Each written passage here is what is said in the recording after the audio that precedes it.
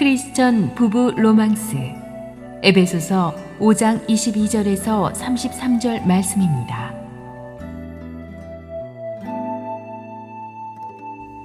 아내들이여 자기 남편에게 복종하기를 주께 하듯 하라. 이는 남편이 아내의 머리됨이 그리스도께서 교회의 머리됨과 같음이니 그가 바로 몸의 구주시니라. 그러므로 교회가 그리스도에게 하듯 아내들도 범사에 자기 남편에게 복종할지니라. 남편들아, 아내 사랑하기를 그리스도께서 교회를 사랑하시고 그 교회를 위하여 자신을 주심같이 하라. 이는 곧 물로 씻어 말씀으로 깨끗하게 하사 거룩하게 하시고 자기 앞에 영광스러운 교회로 세우사 티나 주름 잡힌 것이나 이런 것들이 없이 거룩하고 흠이 없게 하려 하심이라. 이와 같이 남편들도 자기 아내 사랑하기를 자기 자신과 같이 할지니 자기 아내를 사랑하는 자는 자기를 사랑하는 것이라.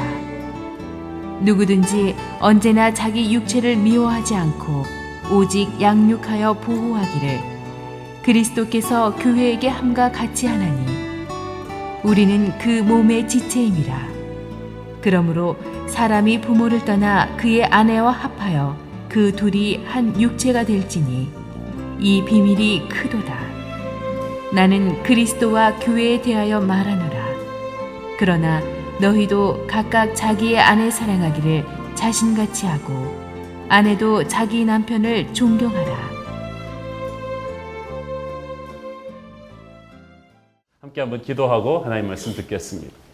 하나님 은혜를 감사합니다. 하나님께서 이 더운 여름에 우리 한 사람 한 사람을 위하여서 주시는 사랑이 큽니다. 오늘 주님의 사랑을 가슴에 품고 말씀 듣기를 원하니 말씀 중에 당신의 음성 듣게 하여 주옵소서. 예수님의 이름으로 기도합니다. 아멘. 지난주에 우리는 성령 충만한 삶이 얼마나 중요한 것인지에 대해서 배웠습니다. 근데 성령 충만이 산에 가서 돛 닦듯이 주님과 나만 이렇게 할 수 있다면 얼마나 좋겠어요. Just me and God. 하나님과 나만 앉아서 조용히 예쁘게 살았으면 좋겠는데 성령 충만의 실제 테스트는 그리고 성령 충만의 그 목표는 우리가 사는 치열한 삶의 현장 속으로 흘려보내는 것입니다. 성령 충만을 말하고 나서 바울이 가장 먼저 언급하는 것이 가정이다. 그리고 그 가정에서도 부부관계라는 것은 성령 충만의 가장 큰 테스트가 바로 가정이라는 것을 우리에게 상기시켜 주는 것입니다. 특히 이 성경에서는 나오는 순서가 굉장히 중요한데 바울이 그 무엇보다도 먼저 부부관계를 다루고 있다는 사실이 굉장히 중요합니다. 많은 사람들이 잘못 생각하고 있는 게 하나 있습니다. 특히 한국 분들이 그게 뭐냐면은 부부관계보다 자녀관계를 더 소중하게 생각하는 거예요. 하루도 같이 저 인간이랑 못 살겠다. 그러나 자식은 포기 못한다. 자식 때문에 내가 산다. 애들을 생각해서 애들 대학 보내고 시집장가 보낼 때까지 남 부끄러우니까 그냥 참고 산다. 그러면서 이를 갈면서 부부관계를 버티는 분들이 굉장히 많습니다. 그러나 이것은 비성경적인 얘기죠. 성경은 자녀관계보다 부부관계가 더 우선순위라고 말합니다. 이 법칙을 깨면 자녀 교육에도 문제가 생깁니다. 되게 무서운 병적인 시어머니는 남편에게 흡족하게 사랑을 받지 못한 분이 그 보상을 아들에게서 받으려고 할 때 생기는 것입니다. 그러니까 며느리가 고마운 게 아니라 라이벌이에요. 그렇게 하면 안 됩니다. 하나님은 우리 부부관계를 먼저 고쳐놓기를 원하십니다. 건강한 자녀 교육의 스타트는 부부관계입니다. 아이들에게 아무리 뭐라 그래도 부부관계가 서로 으르렁거리면 아이들이 인격이 병이 들게 됩니다. 대부분 사회 지도층들 같은 분들도 이 부부관계에 실패한 분들 굉장히 많이 있습니다. 사람들 앞에서 체면이 있으니까 행복한 부부처럼 위장하고 살지만 속으로는 참담하죠. 물론 금술 좋은 부부도 많죠. 그러나 쉽지 않습니다. 자기 마음대로 안 됩니다. 돈으로 고급 예단은 살 수가 있지만 부부의 참 행복을 살 수는 없어요. 그래서 무엇보다도 하나님의 도우심이 필요합니다.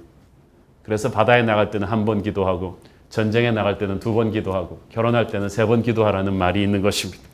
전쟁보다 위험한 게 결혼입니다. 성령 충만하면 부부관계도 축복으로 변합니다. 사실은 이런 부부관계 설교 같은 게 제일 설교하기 힘듭니다. 저도 두렵습니다. 왜냐하면 설교 끝나고 누가 와가지고 너는 잘하고 있느냐고 물어볼까 봐. 그래서 미리 말씀드리지만 저에 대해서 너무 깊게 알려고 하지 마십시오. 말씀을 중심으로 이 본문을 들으세요. 자, 이거 보시면 아내의 길과 남편의 길이 있어요. 근데 본문이 한 12절이 되는데 아내의 길은 3절, 남편의 길은 9절. 그럼 무슨 말인가요? 남편이 하나님한테 들어야 될 말이 훨씬 많다는 얘기예요. 자, 그런데 이제 아내의 길부터 시작하는데 핵심 단어는 순종을라고 할 수 있겠습니다. 22절을 같이 보겠습니다. 시작. 아내들이여 자기 남편에게 복종하기를 주께 하라. Submit to your husbands as to the Lord. 남편에게 복종하기를 주께 하듯 하라. 이 말을 제가 교회 아닌 일반 사회에 나가서 얘기하면 거의 맞아 죽습니다. 요즘 같은 알파맘, 베타, 이런 시대에 어떻게 그런 전근대적인 사고방식을 하는 이런 남성 우월적인 발언을 아직도 문자 그대로 믿는 사람이 있냐고 막 그러는 사회 분위기죠. 그러나 성경에서 아내가 남편에게 순종하라고 하는 것은 이것을 유교의 그런 남존 여비 사상으로 이해하면 안 됩니다. 이것은 결코 여자가 남자보다 능력이나 인품이 못해서가 아니에요. 왜냐하면 태초에 하나님이 천지를 창조하시고 남편과 아내를 창조하셨을 때 여자를 남편의 돕는 배필, 영어로 보면 헬퍼라고 그랬어요. 남편을 도와주라고 창조하셨다는 거예요. 자, 여러분이 뭘 하다가 공부를 하다가 모르겠다. 그러면 도와달라고 가는 사람이 여러분보다 공부 잘하는 사람입니까? 못하는 사람입니까? 못하는 사람한테 가는 사람. 잘하는 사람한테 가요. 내가 일을 하다가 이게 힘들겠다. 그러면 가서 이 일의 베테랑한테 물어봅니까? 나보다 신참한테 물어봅니까? 베테랑한테 물어보는 거예요. 그러므로 여자를 남편의 그 헬퍼라고 했을 때 그것을 남자보다 능력이 못해서 그렇다라고 해석하는 사람은 심각하게 잘못된 거예요. 능력의 차이가 아니에요. 저는요, 여성분들의 능력의 출중함을 일찌감치 인정하고 사는 사람입니다. 이것은 결코 제가 여성 유권자들의 표를 의식해서 하는 말은 아닙니다.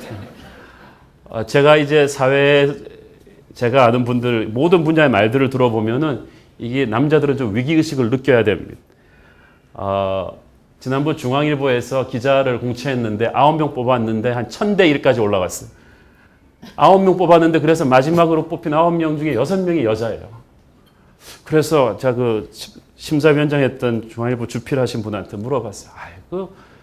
남녀 평등하게 그렇게 좀 나눠야 되지 않습니까? 그렇게 6명씩 여자를 뽑으면 어떡합니까? 그랬더니 그분 하시는 말씀이, 목사님, 성적순으로 뽑았으면 9명 다 여자로 뽑아야 돼요. 그래도 남녀 평등을 고려해서 3명 남자를 껴준 거래요. 실력이 안 돼서. 저 충격을 받았어요. 최근에 또 교원시험 또 관장하시는 분한테 또 들어봤는데 교원시험은 일찌감치 톱 성적자들의 거의 70%가 여자예요. 사법고시 또 연수원에서 톱 1등에서 50등을 끊어봤더니 그것도 거의 다 톱 성적의 대다수가 여자예요. 그래서 성적순으로 배치하면 조금 있으면요, 남자 검사들은 서울에 배치되기가 힘들답니다. 이게 대내적인 비밀이지만 그만큼 탁월해요. 제가 보니까 축구도요, 여자 축구로 했으면 우리는 굉장히 세계 4강에 들을 확률이 항상 높은 그런 거라고 생각합니다. 기업체, 사법고시, 연수원, 방송, LPGA, 골프, 언론, 금융, 스포츠 모든 분야에서 저는 한국 여성들이 아주 뛰어난 능력을 갖고 있다고 저는 생각합니다. 그럼에도 불구하고 바울은 그분들이 결혼하면 남편한테 순종하라고 말하고 있어요. 이것은 잘 보세요. 하나님이 세우신 권위와 질서를 위해서입니다. 23절 보세요. 시작. 이는 남편이 아내의 머리됨이 그리스도께서 교회의 머리됨과 같음이니 그가 바로 몸의 구주시니라. 자, 오늘의 메시지에서 중요한 것은 이것은 단순한 부부관계 세미나가 아니고 우리는 크리스찬에 대해서 교회의 멤버가 되었잖아요. 교회의 멤버가 되었다는 것은 주님의 신부가 되었다는 거예요. 주님과 교회의 관계를 우리가 가장 피부로 체험할 수 있는 것이 바로 남편과 아내 관계예요. 남편과 아내 관계를 통해서 우리와 주님과의 관계를 이해하고 우리와 주님과의 관계의 원리를 가지고 남편과 아내의 관계를 적용하는 것입니다. 아시겠죠? 그래서 잘 보세요. 관계는 질서에서 나온다. 아무리 사랑하는 사이라고 해서 함부로 대하면 오래 못 간다는 겁니다. 질서는 권위에서 나옵니다. 권위를 허물어뜨리면 다 허물어져요. 평등이란 것도요, 참된 권위 아래서 생기는 것입니다. 하나님의 권위가 무너지면 세상의 거짓 권위가 판을 치고 하나님의 권위를 회복시켜야 평화와 자유가 세워집니다. 부모의 권위가 쓰면 아이들이 탈선하지 않아요. 하나님께서 이 가정을 바로 세우기 위해서 남편에게 권위를 주셨고 그것을 아내가 리스펙트하기를, 존중하기를 원하셨던 것입니다. 결코 아내가 성품이나 능력이 못해서가 아닙니다. It's an issue of function, not status. 계급의 문제가 아니라 역할의 문제죠. 어떤 여자분은 말합니다. 아니, 우리 남편이 순종할 만해야 순종하죠. 그 사람이 능력이 있습니까? 성격이 좋습니까? 인물이 잘났습니까? 골고루 갖춘 그 사람을 내가 어떻게 순종합니까? 그렇지만 하나님은 자격이 있는 남편만 순종하라고 하지 않았습니다. 그거는 뭐 순종하라 그러지 않아도 쉽겠죠. 어떤 당찬 엘리트 여인이 30대 중반에 결혼하면서 나는 반드시 우리 남편을 5년 내에 바꿔놓겠다. 남편 개발 5개년 계획을 세우고 결혼 생활을 시작했습니다. 몇 년도 못 가서 남편은 전혀 개발이 안 되고 본인만 스트레스성 우울증에 걸리고 말았습니다. 이런 분을 가리켜서 저는 평강공주 신드롬이라고 부르고 싶어요. 우리 남편은 바보 온달이니까 내가 사람을 만들어야 된다. 이런 민족 중에 역사적 사명을 띠고 결혼 생활을 하시는 부인들한테 제가 단언코 말할 수 있는 것은 남편은 결코 변하지 않습니다. 차라리 동해물과 백두산이 마르고 닳기를 기다리지 남편은 절대 변하지 않습니다. 그런데 솔직히 아브라함의 부인 사라가 말이죠. 남편 아브라함을 주라고 부르면서 순종했죠. 주님이라 그랬어요. 근데 솔직히 뭐 아브라함이 그런 순종을 받을 만한 자격이 있는 사람입니까? 다른 나라 왕 앞에서 멀쩡한 자기 아내를, 그것도 환갑이 훨씬 넘은 아내를 이쁘다고 뺏길까 봐 누이 동생이라고 거짓말을 2번이나 해가지고 뺏길 뻔했던 그런 비겁한 남편을 그래도 사라는 하나님이 세운 권위이기 때문에 주인이라 그러면서 순종해 준 거예요. 저는 아브라함이 믿음의 조상이 된 큰 공헌도에 사라가 탑으로 올라있다고 생각합니다. 사라가 그만큼 믿어주고 순종해 주지 않았으면 오늘날의 믿음의 조상 아브라함이 있었을까? 자, 여러분, 남편 개발 5개년 계획을 속에 갖고 계신 여자분들은 이 말을 잘 들으세요. 빌리 그레함 목사님의 돌아가신 사모님 루스 그레함 여사가 아주 유명한 말을 했죠. It is God's job to change Billy. It is my job to love him as he is. 내 남편 빌리를 변화시키는 것은 하나님이 하실 일이고 내가 할 일은 빌리를 있는 그대로 사랑하는 일이다. 저는 굉장히 위대한 말이라고 생각합니다. 여러분들은 거꾸로 생각하죠? 하나님의 짭은 우리 남편을 사랑하는 거고 내 짭은 우리 남편을 변화시키는 것이다. 그렇지 않아요. 그 부질없는 꿈을 버리시고 남편을 변화시키기를 포기하시고 차라리 다이아몬드를 깨뜨리라고 하십시오. 절대 안 변합니다. 자격이 없어 보여도 여러분 눈을 꾹 감고 하나님을 생각하며 순종하시면 하나님께서 남편을 만지시기 시작하실 거예요. 그런데 여러분이 그 코드로 들어서지 않는 한은 절대 이 일은 이루어지지를 않습니다. 순종이란 무엇입니까? 그것은 남편을 믿어주는 것입니다. To obey your husband is to trust him. 믿어준다는 것은 아직 이루어지지 않은 최고의 가능성을 믿고 선포하는 것입니다. 요즘 특히 너무 조건부적인 사랑이 돼가지고 20, 30대 남자의 스펙을 너무 촘촘하게 보는, 그래서 결혼중개회사 이런 데가 너무 서로 조건부로 사랑을 정하고 결혼을 합니다. 그렇게 조건부를 너무 따져서 했더니 나중에 이상하게 되는 경우가 많았어요. 그러나 여러분, 남편을 순종한다고 할 때 그것은 남편의 이루어지지 않은 가능성을 믿고 선포하는 거예요. 그게 굉장히 아름답습니다. 신혼 초기에 제가 처음 결혼했을 때 제가 박사학위 1년째 들어가고 있었거든요. 그때 막 이제 하던 교회를 좀 쉬고 박사학위 하면서 공부에 집중하는 때였어요. 당연히 뭐 아내가 일해서 생활비를 벌고 저는 그 하는데 박사학위 1년째는 있잖아요. 남자가 굉장히 비참해지는 때입니다. 왜냐하면 1년째 세계 수재들이 딱 와가지고 들어가 보면은요, 내가 꼭 월드컵 출전한 그 북한팀 같아요. 잘하는 줄 알고 왔는데 딴 애들이 너무 잘하는 거예요. 그럼 자존심이 땅에 팍 떨어지고 교수가 다정하게 굴지도 않아요. 그냥 글 좀 읽어보고 탁 던져버리고 그럼 학교도 일주일에 한 1시간 가요. 나머지는 다 도서관에서 살아야 되는데 자, 제가 일하는 직장 없지, 돈 없지 막 그러는데 학교에서는 자존심 팍팍 죽이지. 그러니까 이 미래가, 모든 박사학위 해보신 분들은 그 느낌 아실 거예요. 미래가 불투명한 거예요. 내가 언제 이렇게 될 수 있을까?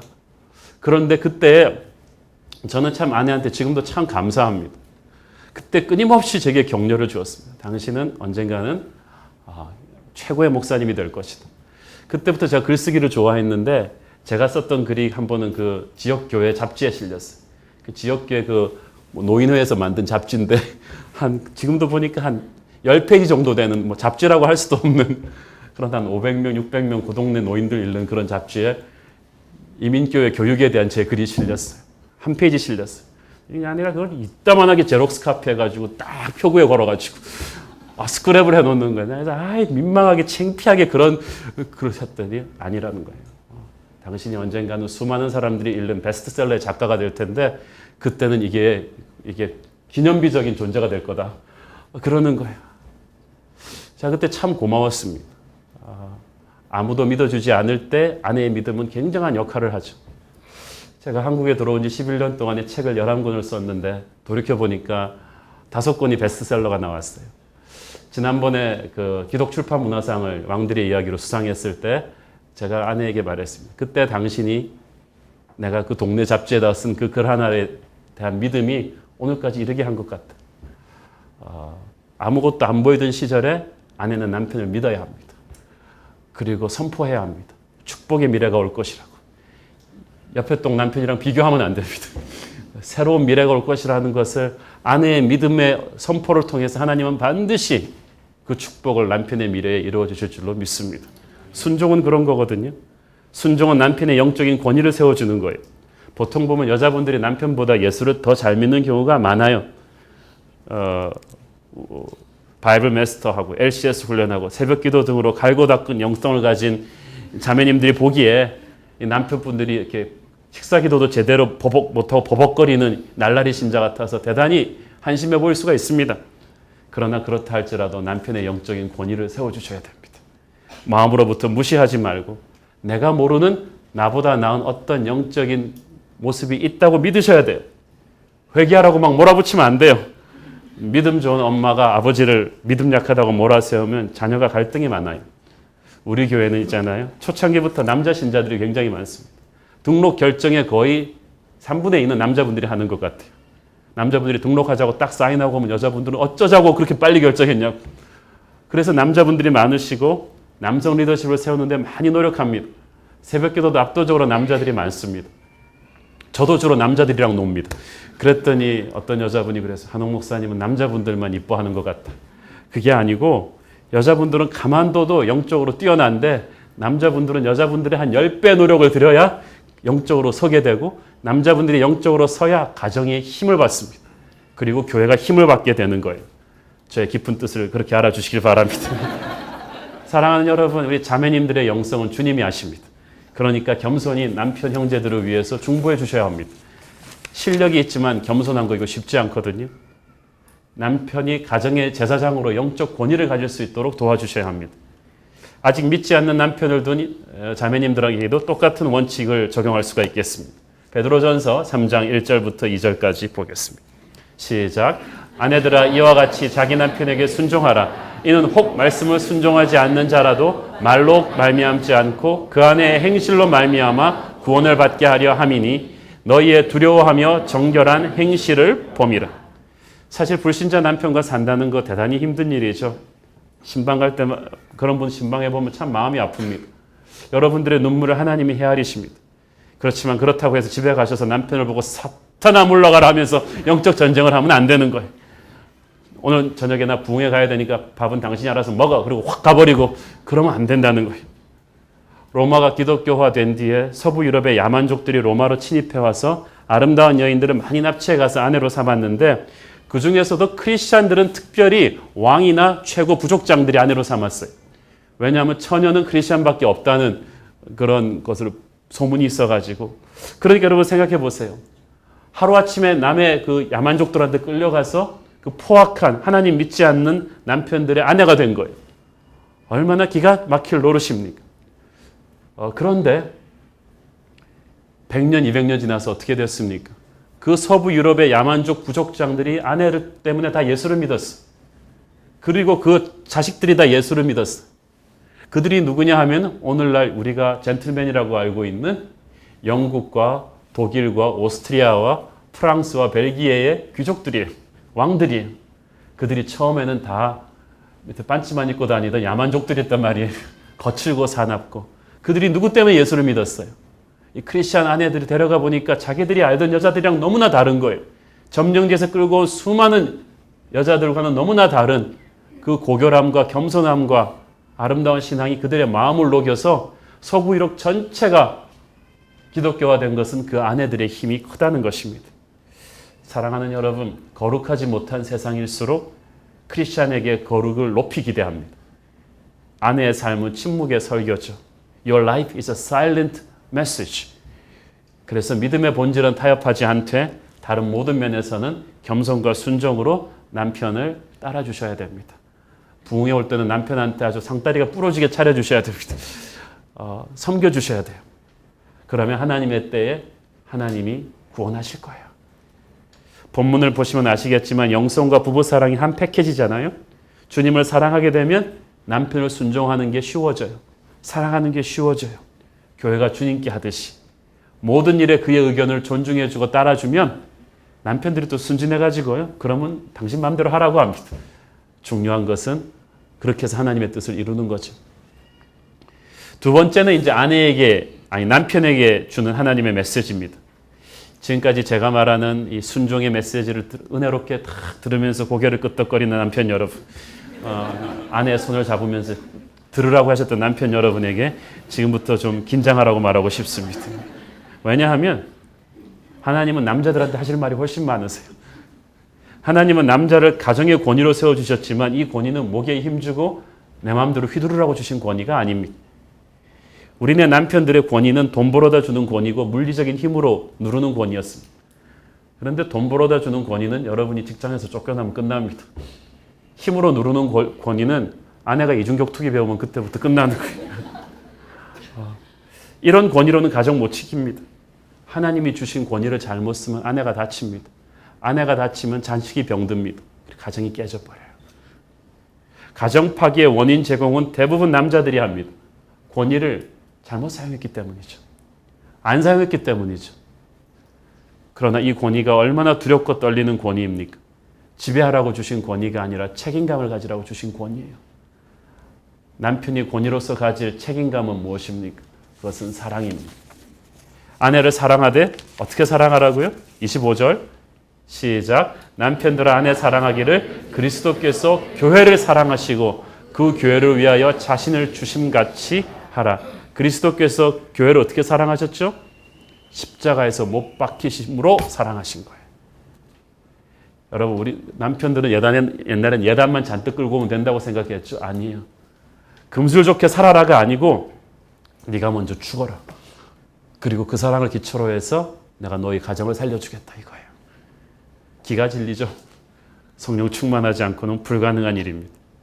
대개 결혼은 여자가 일방적으로 희생하는 것이라고 하는데 성경이 말하는 부부관계는 남편의 희생적 사랑을 기초로 세워집니다. 자, 여러분, 목숨을 줄 각오로 아내를 사랑하라고 할 때 이 말이 중요합니다. 목숨을 줄 각오를 하면 세상에 못할 일이 없어요. 이 희생적 사랑을 그렇지만 당장 여러분 보고 죽으란 말은 아니에요. 죽을 각오로 살라는 거죠. 죽을 각오로 사랑하라는 거죠. 그러면 죽을 각오로 사랑하는 게 어떤 것인가? 첫 번째는 함께하는 것입니다. 31절 우리나라 시어머니들이 제일 싫어하는 성경 구절입니다. 시작. 그러므로 사람이 부모를 떠나 그의 아내와 합하여 그 둘이 한 육체가 될지니. 그런데 창세기에 보면 더 정확하게 번역되어 있죠. 남자가 부모를 떠나. 어떤 권사님이 딱 그러는 거예요. 목사님 이렇게 불효 막 심한 말씀을 성경이 말할 수 있습니다. 왜 우리 아들 보고만 나를 떠나라고 합니까? 며느리도 떠나야지. 근데 대부분 결혼할 때 여자들은 싹 떠나요. 근데 남편들은 미지근하게 떠나요. 이게 유교 가부장적인 문화에서는 있잖아요. 결혼시킬 때 새로운 가정이 탄생한다고 보지 않고 새 애기라고 하잖아요. 며느리를. 말이 좋아 애기지. 그것은 큰 조직에 신참이 들어왔으니까 이제 부려먹겠다는 거예요. 새 애기 아니에요. 그렇게 큰 며느리, 큰 애기가 어디 있어요. 걔는 새로운 가정의 어머니가 될 여성 리더로 대접해줘야 합니다. 애기라고 하면 평생 애기짓 하게 될 거예요. 그리고 정신적으로 독립해야 돼요. 불효하라는 얘기가 아니라 정신적인 어른이 되라는 거지. 그래서 서로 부모를 떠나 아내와 함께해라. 이 말은 무슨 말이냐면 진짜 문자 그대로 함께하는 시간을 확보하는 거예요. It's literally spending time together. 부부는요, 일단 밉든 곱든 수없이 많이 만나야 돼요. 별의별 수단을 다 써서라도 함께하는 시간을 확보해야지. 그렇지 않으면 남남가도 갔어요. 기러기 아빠들 그래서 신방에 보면 대단히 가슴이 아픕니다. 어떻게든지 함께하는 시간을 계속 만들어야 돼요. 취미생활도 제가 보기엔 너무 각각이 오래 하면 좋지가 않아요. 함께할 수 있는 걸 만들어야 돼요. 하나님은 함께하심을 통해서 우리의 사랑을 단단하게 붙여주십니다.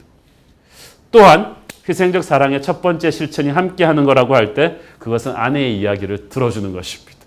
남자들 최대의 도전, 아내의 이야기 들어주기. 사실 우리가 집에 있다고는 하지만 남자들이 집에 가면은 TV로 중계되는 유로축구와 신문과 살지 아내와 살지 않아요. 아내랑 대화하는 시간이 굉장히 적습니다. 그런데 이 아내들의 가장 큰 불만이 이 남편이 충분히 대화해 주지 않는다인데 사실 남편들 입장에서는 이 아내와 대화하는 게 쉽지가 않아요. 남자 여자와 이 대화가 하는 코드가 달라요. 결혼 후 몇 년 동안 저는 아내가 무슨 이야기를 하면은요 한 10분쯤 듣다가 항상 물어보는 말이 있었어요. 그래서 당신 포인트가 뭐냐? 본론이 뭐냐는 거예요. 그 말을 제일 싫어해요. 포인트가 뭐냐? 1시간 듣고 나서 또 포인트가 뭐냐? 본론만 얘기해라. 결혼생활 10년 지나고 나서 깨달았습니다. 여자의 말에는 포인트가 없다는 것을. 전부가 다 포인트야. 처음부터 끝까지 다 포인트란 말이에요. 그러니까 이 아내가 생각하는 거는 나는 빨리 본론을 듣고 그 문제를 갖다가 그러면은 빨리 내가 뭐가 결단을 해서 얘기해주고 싶은데 그러니까 자기가 이마트를 갔다. 그러면 가서 뭘 사러 갔다. 그러면 나한테 뭘 샀냐? 돈이 필요하냐?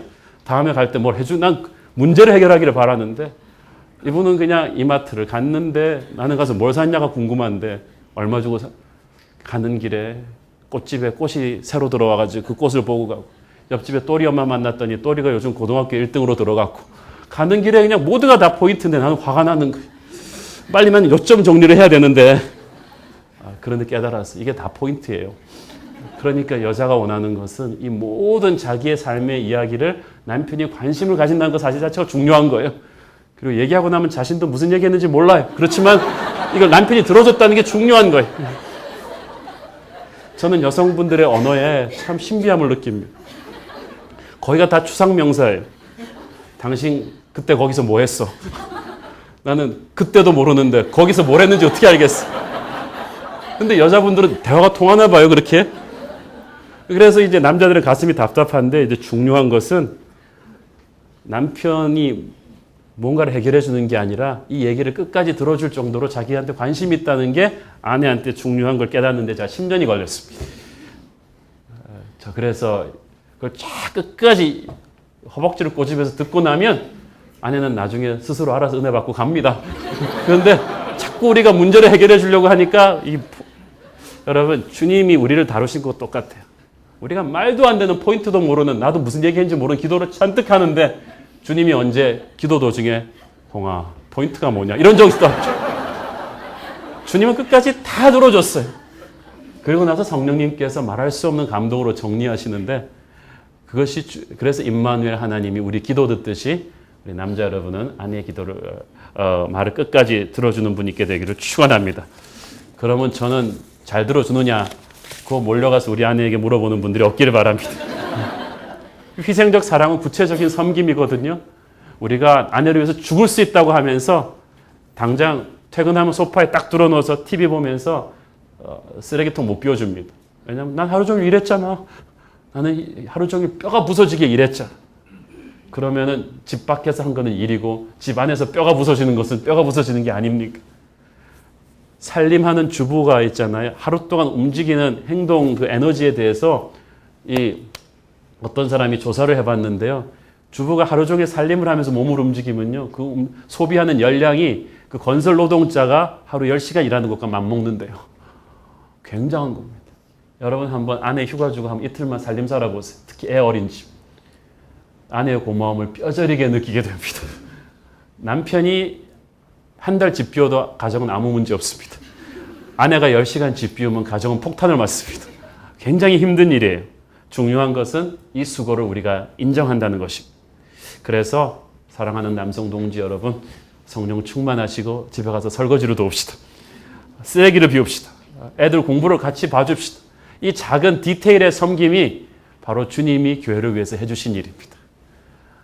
주님이 제자들을 섬겨줄 때 굉장히 디테일을 잘 챙겨주셨잖아요. 그 부활하시고 나서 애지가 나면 다 나오면 베드로야 밥 차려라 이럴 수도 있는데 주님께서 이 손수 피쉬에다가 올리브 기름 쳐가지고 탁 구우면서 다 섬겼다는 말이에요. 12명 발 씻길 때도 야 나이 차이로 베드로 돌아가면서 씻겨라 그랬을 수도 있는데 주님이 다 섬겼어요. 사랑은 디테일이다. 여러분 따라하세요. 사랑은 디테일이다. 난 영어가 모르겠다. 섬세하게 섬기는 거예요. 자세하게 섬기는 거예요. 남편은 가정의 영적 제사장으로 서야 합니다. 26절, 27절 보겠습니다. 시작.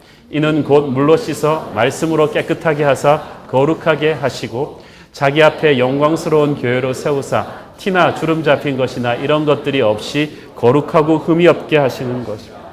자, 교회 머리이신 주님께서 항상 말씀으로 교회를 깨끗하게 가시듯이 야단치지 않으시고 우리를 중보하시고 말씀으로 씻어주시듯이 아내가 완전해서 사랑하는 게 아니라 서로 부족하지만 말씀과 기도를 통해서 하나님께서 서로를 변해가시는 것입니다.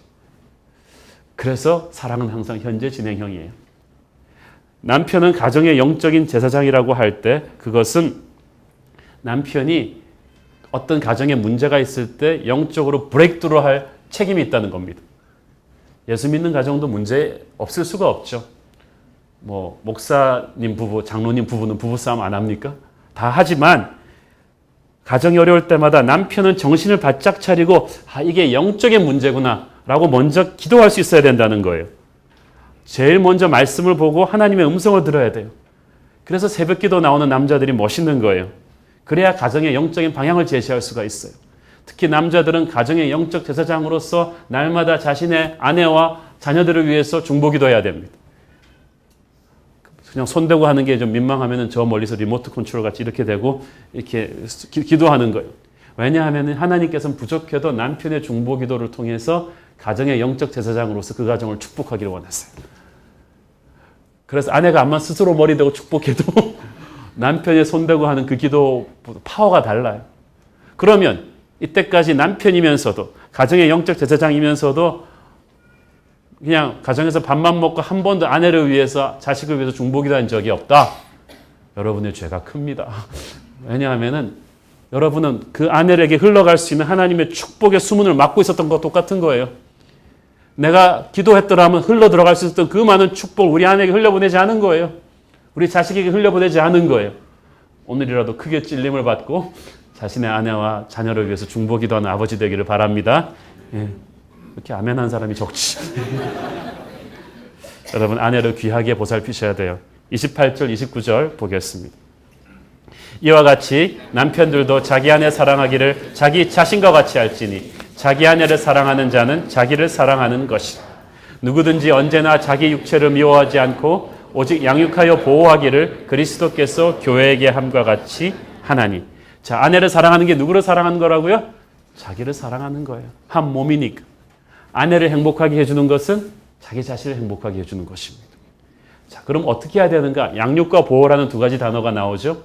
영어로 보니까 feeding and caring이라고 나옵니다. 양육은 아내의 육체적인 필요를 채워주는 것뿐만이 아니라 월급 봉투 갖다 줘서 이렇게 집안 살림 꾸리는 것일 뿐만 아니라 감정적으로도 사랑과 격려를 먹여야 되고요. 영적으로도 은혜를 계속 먹여줘야 돼요. 그래서 아내가 육체적으로 곰핍하지 않도록 열심히 일해야 되고요. 감정적으로 행복하도록 사랑과 격려를 줘야 되고요. 영적으로 은혜 받을 수 있도록 남편이 도와줘야 돼요. 새벽기도 같이 갈지도 못할 망정만 나 밥 해주고 가야지 그러면서 장단지 걸면 안 된다는 거예요. 아내가 큐티하는 시간에 같이 와서 TV 보자고 이러면 안 된다는 거예요. 은혜를 받을 수 있도록 아내가 영적으로 감정적으로 육체적으로 행복할 수 있도록 해주면 그 축복이 자신에게 부메랑처럼 돌아옵니다. 아내를 먹일 뿐 아니라 케어해야 돼요. 보호해야 돼요. 이 말을 베드로전서 3장 7절을 보십시오. 시작. 남편들아 이와 같이 지식을 따라 너희 아내와 동거하고 그를 더 연약한 그릇이요 또 생명의 은혜를 함께 이어받을 자로 알아 귀히 여기라. 이는 너희 기도가 막히지 아니하게 하려 함이라. 요즘 아내들이 많이 터프해졌다고는 하지만 하나님은 그래도 아내가 남편보다 더 연약한 그릇이라고 하십니다. 어떤 남자분이 그런 말합니다. 목사님, 요즘 아줌마들이 얼마나 드센데 연약한 그릇. 우리 교회 진짜로 굉장히 힘센 여자분들이 많으셔서 남편과 부부싸움을 하면서 이렇게 팔꿈치로 툭 쳤는데 갈비뼈가 나갔어요. 남편. 여러분도 잘 아시는 분이기 때문에 제가 누구라고 얘기하지는 않겠어요. 그렇지만 그 아내도 연약한 그릇입니다. 하나님께서 귀하게 여겨주라고 하시는 거예요. 여러분, 이 귀하게 여기라는 말을 조심하십시오. 그것은 아내의 인격을 사람들 앞에서 최고로 보살펴야 된다는 겁니다. 제가 아는 목사님 내가 한 가정의 신방을 갔는데 이 부인이 굉장히 클래시컬한 고전적인 한국형 미인이었어요. 덕도 있어 보이고. 그런데 이 부인의 얼굴에 어딘가 모르게 슬픔의 그림자가 탁 져 있는 거예요. 그래서 목사님께서 이제 신방 식사가 끝난 뒤에 기회를 봐서 커피 마시다가 얘기를 꺼냈대요. 부인이 너무 미인이시다. 클래시컬한 고전적 한국형 미인이시다. 그랬더니 그 남편이 뭐라 그런지 아세요? 목사님, 한국 여자치고 저 정도 안 생긴 사람 어디 있어요? 분위기 싸지는 거예요. 목사님이 그때 알았어요. 왜 이 좋은 집에 사는 저 아름다운 부인이 저토록 얼굴에 슬픔이 가득한지를. 이 남편은 대화 중에 여자를 아무렇지도 않게 막 깎아내리는 거예요. 여러분, 그거 하나도 안 멋있거든요. 남편들 이렇게 쉽게 툭툭 던지는 그 말을 조심하셔야 합니다. 그게 여자의 눈에 눈물이 배게 합니다. 이 사람이야 뭐 집에서 애 보고 살림하는 거 왜 하는 게 있어야죠. 그런 말들. 여러분, 내 아내라고 해서 함부로 말하지 마십시오. 그럴 때마다 아내의 가슴에 가시가 박히고 하나님은 그녀의 눈물을 헤아립니다. 어느 정도 헤아리시냐 하면은 아내에게 이렇게 상처를 주면 너희 기도가 막힐 것이다. 어떤 분은 그럼 기도가 목이 막히는 일본 말을 너무 많이 하셔가지고 그게 아니고 기도의 통로가 막힌다는 말이에요. 뭘 기도하든지 안 된다는 것입니다. 크리스찬에게 있어서 이보다 더한 저주가 어디 있어요? 기도를 해서 하늘의 능력을 다운로드 받아야 내가 앞에 있는 장애물도 치우고 지혜도 공급받고 상처도 치유받을 텐데 기도가 막힌다니 이거 어떡합니까? 사랑하는 여러분, 오늘 정말 아내에게 가슴에 상처를 준 분들이 있다면 오늘 결단하고 여러분의 인생을 새롭게 바꾸게 되기를 바랍니다. 천지를 다스리시는 예수님께서 얼마나 우리 보잘것없는 인간을, 교회에 신부된 인간을 그렇게 사랑하셨습니까? 나의 사랑, 나의 어여쁜 자야. 내가 너를 보배롭고 존귀하게 여기고 내가 너를 애국과 구수를 너의 제물로 바뀌었고 너로 인해서 내가 기쁨을 이기고 즐거움을 이기지 못하시니 주님이 성경에서 우리한테 한 사랑 고백만 다 모아서 남편이 하루에 한 절씩 러브레터로 아내한테 사용해도요 확 달라질 거예요. 여러분, 아내를 존귀하게 대하십시오. 33절 다 같이 읽겠습니다. 시작. 그러나 너희도 각각 자기 아내 사랑하기를 자신같이 하고 아내도 자기 남편을 존경하라. 아내 사랑 먼저 나오죠. 생명을 주는 사랑을 주고 아내는 존경을 줘야 된다. 남자는 자존심으로 살아요. 합당한 존경을 줘야 돼요. 여자는 사랑으로 살아요. 합당한 사랑을 줘야 돼요. 남편한테 병든 사랑을 받은 여자는 반드시 행복하지가 않고 가정이 파괴가 됩니다. 아내한테 제대로 존경을 못 받은 남편은 아무리 밖에서 잘 나가도 병든 리더십이 되는 거예요. 하나님께서는 우리 부부관계를 통해서 하나님과 우리의 관계를 깨닫기를 원하셨습니다. 저는 오늘 이 메시지를 마지막으로 마무리하면서 켄 가이어 책 이 묵상하는 삶에서 남북전쟁 당시 한 북군 소령, 설리반 소령이 큰 전투를 앞두고 고향에 두고 온 아내에게 남긴 편지의 한 부분을 한번 읽어드리고 싶습니다. 여러분, 모든 남편들이 만약에 혹시 아내를 먼저 남겨두고 먼저 가야 된다면 아마 유서를 한번 어떻게 쓸까 생각하는 분들은 한번 이 미국의 북군 소령의 이 편지를 한번 보시기를 바랍니다. 제가 한번 읽어보겠습니다.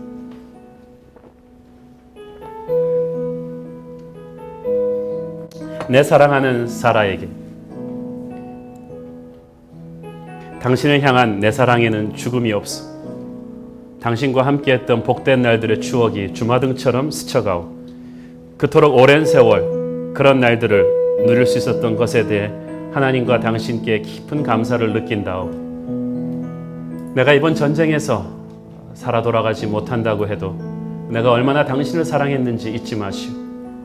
마지막 호흡이 내 몸을 떠날 때 당신의 이름을 속삭이리라는 것도 당신한테 입힌 많은 아픔과 많은 실수를 용서해 주시오. 당신의 행복에 묻은 작은 얼룩조차 내 눈물로 모두 닦아내고 싶구려. 만일 죽은 자가 이 땅에 돌아와서 사랑하는 이들 주변을 보이지 않게 날아다닐 수 있다면 나는 언제나 당신 곁에 있을 거요. 가장 행복한 날도 가장 어두운 밤도 언제나 언제까지나 당신의 뺨에 미풍이 불거든 그것은 나의 호흡이라오. 떨리는 관자놀이에 시원한 바람이 스치거든 그것은 내 영혼이 지나는 것이라오. 내가 죽거든 슬퍼하지 마시오. 먼저 가서 당신을 기다리고 있다고 생각하시오. 우리는 다시 만날 것이기에. 이 편지를 쓴 설리번 소령은 그 후 벌어진 남군과의 대형 전투에서 전사했습니다. 교회는 주님의 신부라고 했습니다. 설리반 소령과 같은 남편의 지극한 아내 사랑은 그냥 떨어진 게 아닙니다. 그가 하나님을 사랑하는 사람이었기 때문에 교회를 향한 예수의 마음이 그의 마음속에 녹아든 것입니다. 요한복음 14장을 보면 우리의 신랑 되신 예수님께서 돌아가시기 직전 다락방에 제자들을 모아놓고 이와 비슷한 말씀을 하셨습니다. 그 요한복음 14장을 다시 한번 우리의 영원한 신랑 되신 예수님이 우리에게 보내는 편지로 생각하면서 한번 정리해 보겠습니다. 나는 이제 이 세상을 곧 떠나 아버지의 나라로 가게 된다. 그러나 나는 너희들이 슬퍼하지 않기를 바란다. 나는 가지만 너희를 결코 혼자 두지 않겠다. 내가 보낼 나의 영이 성령이 너희에게 위로가 필요할 때 너희 이마 위를 바람처럼 스치며 내 사랑을 속삭여 줄 것이다. 나는 언제나 너희 곁에 있다. 가장 즐거운 때도 가장 어두운 밤에도 나는 너의 옆에 있어 너를 도와줄 것이다. 나는 너희 있을 곳을 준비하러 간다. 너희를 맞아들여 나 있는 곳에 너희도 영원히 있을 수 있도록. 성경은 신랑이신 하나님 예수님이 우리를 위해 쓰신 영원한 러브레터입니다. 오늘 이 자리에 아직도 주님을 안 믿는 분이 있다면 하나님을 믿으시고 그 주님을 영원한 여러분의 배우자로 삼으시길 바랍니다. 여러분 가운데 사랑하는 남편이나 아내를 먼저 하늘나라로 보낸 분들 계십니다. 혹은 어쩔 수 없는 이유로 인해서 배우자와 갈라서는 아픔을 가진 분들 계십니다. 오늘 하나님께서 여러분들을 격려하기를 원하십니다. 외로워하지 마십시오. 서러워하지 마십시오. 영원하신 신랑 되신 예수님이 여러분 곁을 떠나지 않으십니다. 여러분을 위한 새로운 미래를 하나님이 준비하고 계신지도 모르겠습니다. 그분에게 자신의 미래를 의탁하십시오. 평소 옆에 있는 아내나 남편의 존재를 또 당연시했던 분들 있습니까? 여러분이 함부로 대했던 남편과 아내가 하나님의 선물임을 알고 계셨습니까? 지금껏 남편을 은근히 무시하거나 아내에게 함부로 했었다면 오늘 말씀 앞에서 우리 다 함께 회개합시다. 하지만 이미 잘하고 계신 분들도 많으십니다. 1년, 5년, 10년, 20년을 많은 고비와 시련 속에서도 서로를 사랑하고 격려하며 가정을 지켜온 여러분들에게 박수를 보내고 싶습니다. 하나님이 여러분의 가정을 기뻐하십니다. 부부가 함께 있다면 한번 손을 꼭 잡아 주십시오. 계속 그렇게 존경하며 사랑하며 사십시오. 여러분이 이 자리에서 이 땅에서 함께 살아갈 시간이 그렇게 많지 않습니다. 서로를 존경하고 사랑하며 예수님의 마음을 느끼시기를 축원합니다. 기도하겠습니다. 하나님 은혜를 감사합니다. 나의 사랑 나의 어여쁜 자야. 예수님의 마음을 우리의 아내와 남편을 통해 우리에게 느끼게 해주시는 주님을 찬양하고 사랑합니다. 오늘 우리 안에 하나님 영원한 사랑으로 와 주시옵소서. 예수님의 이름으로 기도합니다. 아멘.